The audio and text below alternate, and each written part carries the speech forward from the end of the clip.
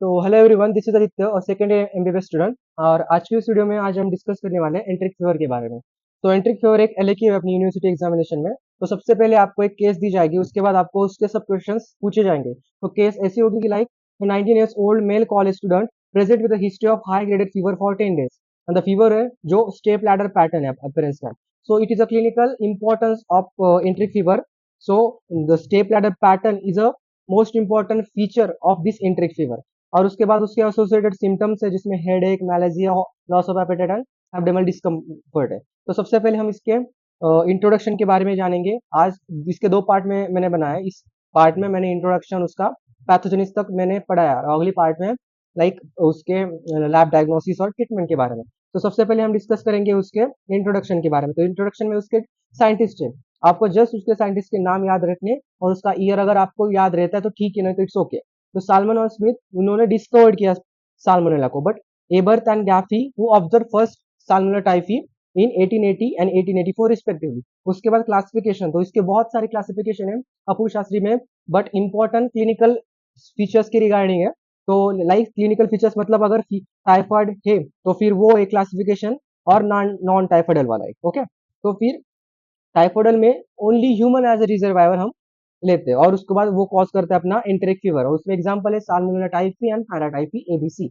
उसके बाद non typhoidal like other animals are also as a reservoir and it causes gastroenteritis and septicaemia. ठीक है, तो फिर अगर अपने ब्लड में कुछ बैक्टीरियल इन्फेक्शन होता है तो उसको सेप्टिसीमिया बोलते हैं। और उसके एग्जांपल्स है एंटेराइडिस और न्यूपोर्ट और बहुत सारे एग्जांपल्स है, बट ये एग्जांपल्स तो आपको याद रखने ही है। उसके बाद मॉर्फोलॉजी, तो मॉर्फोलॉजी ये नॉन कैप्सुलेटेड भी है, नॉन स्पोरिंग भी है और मोटाइल है। मोटाइल मतलब सिर्फ उसको पेरिट्राइकस फ्लैजिला है।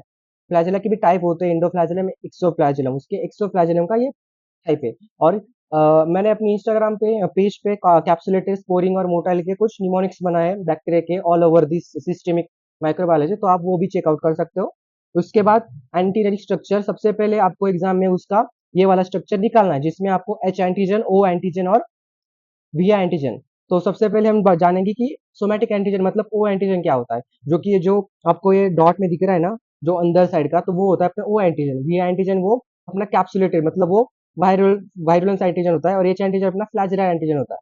ओके, तो यहाँ पे इम्यूनोजेनिक मतलब कौन सा ज्यादा से ज्यादा इफेक्ट दिखाता है, तो एच मतलब वो फ्लैजिला और उसके बाद ओ मतलब सोमैटिक और उसके बाद वी मतलब अपना सरफेस इन्वेलप वाला एंटीजन। तो सोमैटिक एंटीजन और फ्लैजिला में आपको डिफरेंस आ सकता है या फिर वो एक शॉर्ट क्वेश्चन आ सकता है उसका। तो सोमैटिक एंटीजन और फ्लैजिला एंटीजन में ये तो अपना लाइपोपॉलीसैकेराइड का पार्ट होता है सोमैटिक एंटीजन, और फ्लैजिला एंटीजन अपना प्रोटीन फ्लैजिलिंग का पार्ट होता है। उसके बाद सोमैटिक एंटीजन लेस इम्यूनोजेनिक होता है as compared to flagella antigen. उसके बाद विडाल टेस्ट में O antigen of Salmonella typhi used, but in Vidal test 8 antigen of Salmonella typhi paratyphi A be used because H antigen ज्यादा immunogenic होता है। सो disease diagnose के लिए ये important part है अपने एंटीजन का। ओके, उसके बाद O antigen appears earlily and disappear early, but H antigen appears late and disappear late. Okay, उसके बाद antigen antibody show compact granular clumps in somatic antigen, but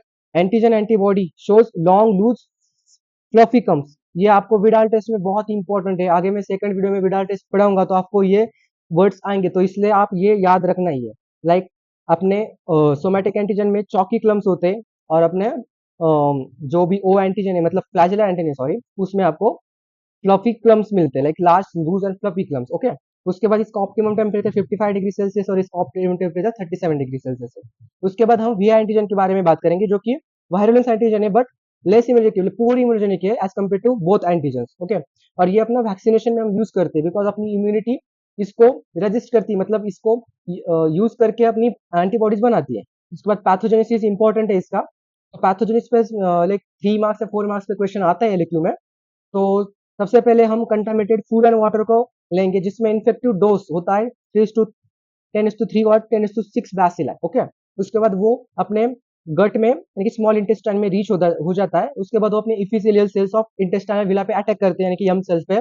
वहां पे वो अपना लमाइना प्रोप्रिया होता है और सब म्यूकोसा लेयर होता है अपने इंटेस्टाइन का, तो उसको ये इन्वेड हो जाते हैं। ओके, और वहां पे फिर कॉम्प्लीमेंट पाथवे एक्टिवेट होता है और वो फैगोसाइट करता है अपना न्यूट्रोफिल्स और मैक्रोफाजेस उस अपने बैसिला को फैगोसाइट करते हैं। ठीक है, अब वो जो बैक्टीरिया है ना बैसिला वो अपने इंट्रासेलुलर किलिंग नहीं करता है, मतलब वो अंदर जाने के बाद न्यूट्रोफिल्स और मैक्रोफेजेस के अंदर जाने के बाद वो किल नहीं होता है, मतलब मर नहीं जाता है, वो उधर ही रहता है, वहां पे मल्टीप्लाई करता है। और वहां पे मल्टीप्लाई करने के बाद वो अपने मिजेंट्रिक लिम्फ नोड में जाता है, जो कि अपने जीआईटी के लिम्फ नोड से वहां से वो मल्टीप्लाई होता है और अपना फर्स्ट ट्रांजिएंट प्राइमरी बैक्टीरिया बनाता है, मतलब वहां पे वो टॉक्सिन बनाता है और वहां पे इन्फेक्शन बनाता है। उसके बाद अपने ब्लड स्ट्रीम में जाता है, यानी कि वहां से ब्लड स्ट्रीम से वो अपने रेटिकुलो एंडोथेलियल टिश्यूज में जाता है, मतलब कहा, स्प्लीन, गॉल ब्लैडर, लीवर पे। ओके, वहां पे वो अपना सेकेंडरी बैक्टीरिया बनाता है, मतलब वो अपना इन्फेक्शन करता है अपने ऑर्गन्स को, तो इसलिए इसमें हिपैटोमेगाली, स्प्लीनोमेगाली, ये भी क्लिनिकल मैनिफेस्टेशन आएंगे। उसके बाद उसका अपने को क्लिनिकली मैनिफेस्टेशन, मतलब वहां पे आपको स्प्लीनोमेगाली दिखेगी, हिपैटोमेगाली दिखेगी, वहां पे आपको वो वन सेट दिखता है। उसके बाद हम बात करेंगे क्लिनिकल मैनिफेस्टेशन का। क्लिनिकल मैनिफेस्टेशन में इंक्यूबेशन पीरियड है उसका 10 to 14 डेज। उसके बाद वो step ladder pattern of fever दिखाता है, ये अपना इंपॉर्टेंट क्लिनिकल मैनिफेस्टेशन है, आपको ये याद ही रखना है। उसके बाद यहाँ पे रैशेज दिखते हैं, वो भी रोज स्पॉट अपीयरेंस के, ये सेकेंडरी मैनिफेस्टेशन है, आपको याद रखना है एज कम्पेयर टू बाकी के जो अपने अदर सिम्टम्स है। तो यहाँ पे अपना मैकुलोपैपुलर लैशेस होते हैं, रैशेस होते हैं, रोज स्पॉट्स उसको बोलते हैं। उसके बाद न्यूरोलॉजिकल मैनिफेस्टेशन, लाइक यहाँ पे मेनिंजाइटिस होता है, यानी कि इन्फ्लेमेशन ऑफ मेनिंजेस। उसके बाद सेरेब्रल अटैक्सिया होता है, ये कि अपने सेकेंडरी, मतलब वो एसोसिएटेड क्लिनिकल फीचर्स है।